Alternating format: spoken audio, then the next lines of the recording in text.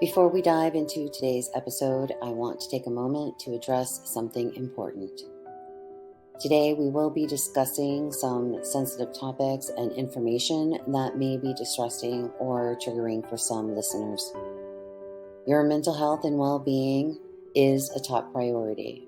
If at any point you feel uncomfortable or overwhelmed, I encourage you to take a break, step away, or seek support from a trusted friend, family member, or a mental health professional. Remember, it's okay to put yourself first. Taking care of your mental health is crucial, and there are resources available if you need them. I've included some helpful links and contact information in the show notes for anyone who may need support. Thank you for listening, and please take care of yourselves. Hi, and welcome to the Non-Boss Audits and Investigations. And this is another episode of the Scientology Chronicles. And thank you so much for being here. All right, we are going to jump right in to another document that was a part of the FDA's investigation into Scientology. So let's jump in. Okay. This is dated October 18th, 1968, and it's from Robert C. Howell, Inspector of Sacramento, and it was in regards to he was requesting a request for information regarding the Church of Scientology of California. In response to a telephone request on October 17th, 1968, concerning the above subject, I obtained the following information. On October 17th, 1968, I visited the offices of the Secretary of State for the state of California. While there, I reviewed the microfilm copies of the documents of incorporation for the Church of Scientology in Glendale, California. Included in this microfilm was a letter from the Franchise Tax Board giving this organization a tax-exempt status. This letter was dated February 18th, 1954. I made the request that all documents be photocopied and sent to the Los Angeles district no later than Monday, October 21st, 1968. Also on October 17th, 1968, I visited the offices of the California Bureau of Criminal Identification and Investigation to run a check on the names noted on the articles of incorporation noted above. Listed were the following trustees: a Mr. Dow F. Ayers, an Eloise M. Farber, J. Burton Farber. Officers of the Church of Scientology in 1954 were the following. The president was H. Charles Berner, Secretary J. Burton Farber. Officers of this organization at the present time appear to be the following: President Julia Louis Salmon, Secretary Denny Louise Fields. While at CI&I, I found records on both Mr. Burton Farber, an application to the Board of Medical Examiners, State of California, made in 1954, and an application to the Glendale, California Police Department in 1949, and Mr. Dow Fullerton Ayers, an application to the State Board of Chiropractic Examiners. Copies of the documents obtained are submitted with this memorandum.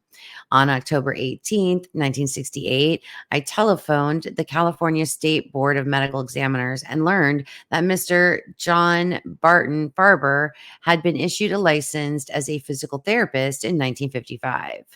The Medical Examiners Board stated that Mr. John Barton Farber died in 1959.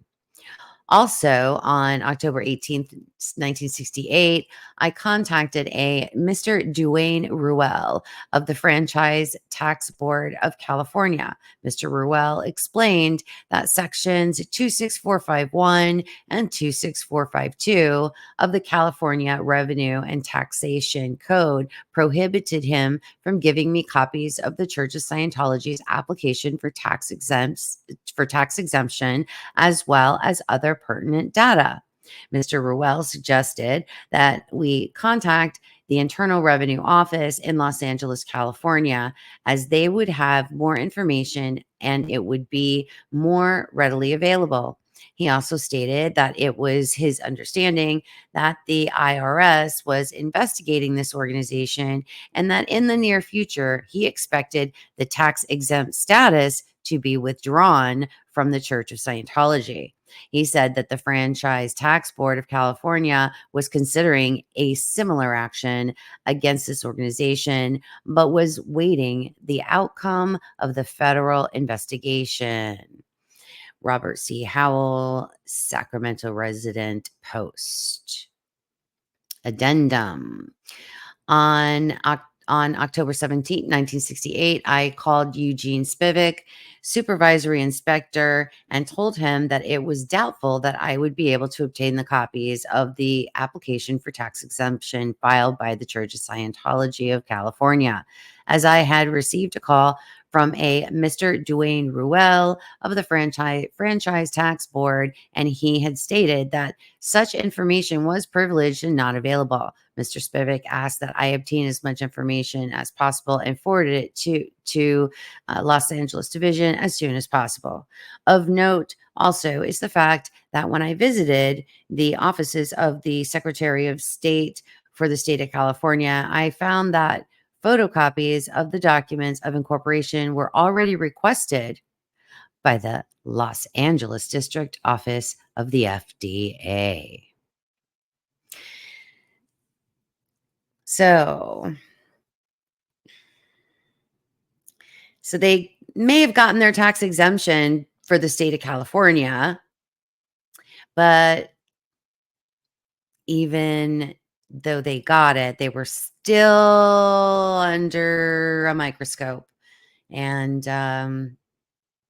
I kind of wish a lot more was done because maybe we wouldn't be into the situation that we're in now with the tax exemption that they've got right now, you know? So tell me in the comments what your thoughts are.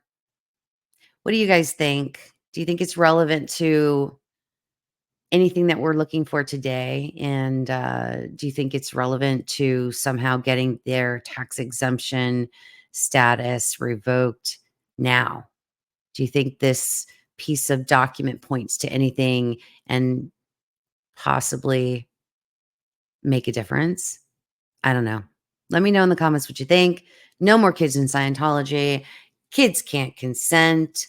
And please remember to spread love and kindness wherever you go. And I will see you on the next one.